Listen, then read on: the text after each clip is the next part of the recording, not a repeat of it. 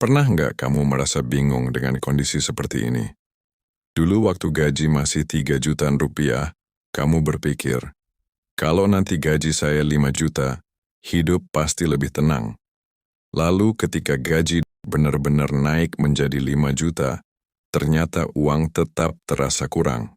Kemudian kamu berkata lagi, mungkin kalau gaji saya 8 juta semuanya akan lebih mudah.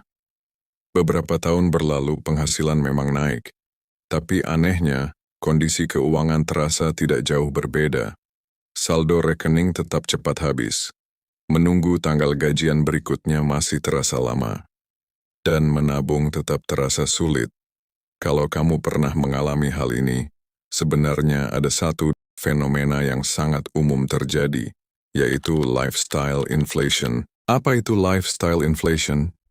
Lifestyle inflation adalah kondisi ketika penghasilan meningkat, tetapi pengeluaran juga ikut meningkat. Akibatnya, meskipun pendapatan bertambah, kondisi keuangan tidak banyak berubah. Dulu mungkin kamu terbiasa naik kendaraan umum. Ketika gaji naik, kamu mulai lebih sering naik transportasi online, lalu mulai lebih sering pesan makanan, berlangganan, berbagai aplikasi, dan membeli barang yang sebenarnya tidak terlalu dibutuhkan. Setiap perubahan terlihat kecil dan masuk akal. Namun perubahan kecil itu terus bertumpuk hingga pengeluaran ikut naik secepat kenaikan penghasilan. Contoh nyata yang sering terjadi. Dulu mungkin kamu membuat kopi sendiri di rumah. Ketika penghasilan naik, membeli kopi Rp30.000 terasa biasa. Jika dilakukan setiap hari kerja selama 25 hari, itu berarti Rp750.000 per bulan atau sekitar Rp9 juta per tahun. Dan biasanya bukan hanya kopi, ada langganan aplikasi, makanan online, nongkrong, belanja impulsif, dan upgrade gadget yang sebenarnya belum diperlukan. Kenapa kita mudah terjebak? Jawabannya ada pada cara kerja otak manusia. Saat pertama kali mendapatkan sesuatu yang lebih baik, kita merasa sangat bahagia. Namun beberapa waktu kemudian, rasa bahagia itu menghilang dan menjadi hal yang normal. Psikologi menyebutnya sebagai hedonic adaptation. Kita cepat beradaptasi dengan kenyamanan. Apa yang dulu terasa mewah akhirnya terasa biasa. Dan ketika sudah terasa biasa, kita mulai mencari kenyamanan berikutnya. Masalah yang tidak disadari. Banyak orang berpikir masalah keuangan hanya bisa diselesaikan dengan menaikkan penghasilan. Mereka bekerja lebih keras, mencari pekerjaan dengan gaji lebih tinggi, mengambil proyek tambahan, atau membangun bisnis sampingan. Semua itu memang baik. Namun jika kemampuan menghasilkan uang meningkat sementara kemampuan mengelola uang tidak ikut meningkat, hasil akhirnya seringkali tetap sama. Ibarat ember bocor, kamu boleh mengisi air lebih banyak, tetapi jika lubangnya tidak ditutup, air akan tetap habis. Saya kan cuma mau menghargai diri sendiri. Tidak ada yang salah dengan menikmati hasil kerja keras. Masalah muncul ketika hadiah kecil berubah menjadi kebiasaan mahal. Awalnya hanya sesekali membeli makanan mahal, lalu menjadi rutinitas mingguan, kemudian hampir setiap hari. Awalnya hanya satu aplikasi berbayar. Lama-kelamaan menjadi banyak langganan yang jarang digunakan.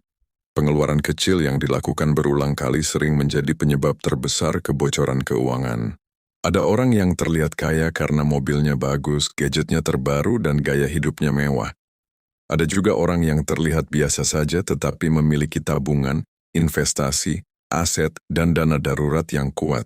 Perbedaannya sederhana. Yang satu fokus menunjukkan uang yang dibelanjakan. Yang lain fokus membangun kekayaan yang tidak selalu terlihat. Semakin tinggi penghasilan, semakin besar godaannya. Ketika penghasilan meningkat, pilihan juga semakin banyak. Ada lebih banyak barang yang bisa dibeli dan lebih banyak gaya hidup yang bisa diikuti. Media sosial memperparah keadaan. Kita melihat liburan, mobil baru, restoran mahal, dan berbagai simbol kesuksesan.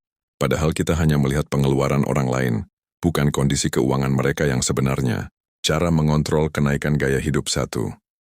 Jangan langsung menghabiskan kenaikan gaji. Ketika gaji naik, sisihkan sebagian besar kenaikan tersebut untuk masa depan. 2. Gunakan sistem persentase. Misalnya, 50% kebutuhan hidup, 20% tabungan dan investasi, 20% keinginan atau hiburan, 10% dana darurat dan pengembangan diri. 3. Bayar diri sendiri terlebih dahulu. Saat gaji masuk, tabungan harus diprioritaskan sebelum pengeluaran lainnya. Tetap menikmati hidup tanpa bocor finansial. Mengatur keuangan bukan berarti hidup sengsara. Kamu tetap bisa nongkrong, liburan, dan membeli barang yang disukai. Bedanya, semuanya dilakukan secara sadar dan sesuai kemampuan. Daripada membeli kopi mahal setiap hari, mungkin cukup beberapa kali seminggu. Daripada membeli barang karena diskon, beli karena memang dibutuhkan.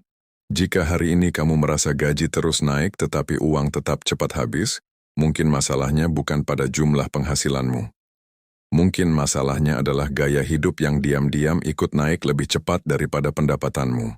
Tujuan mendapatkan penghasilan lebih besar bukan hanya agar kita bisa membelanjakan lebih banyak uang. Tujuan sebenarnya adalah agar kita memiliki lebih banyak kebebasan, lebih banyak pilihan, dan masa depan yang lebih aman. Karena pada akhirnya, bukan seberapa besar gaji yang menentukan kondisi finansial seseorang, tetapi seberapa banyak dari penghasilannya yang berhasil ia pertahankan, kelola, dan kembangkan.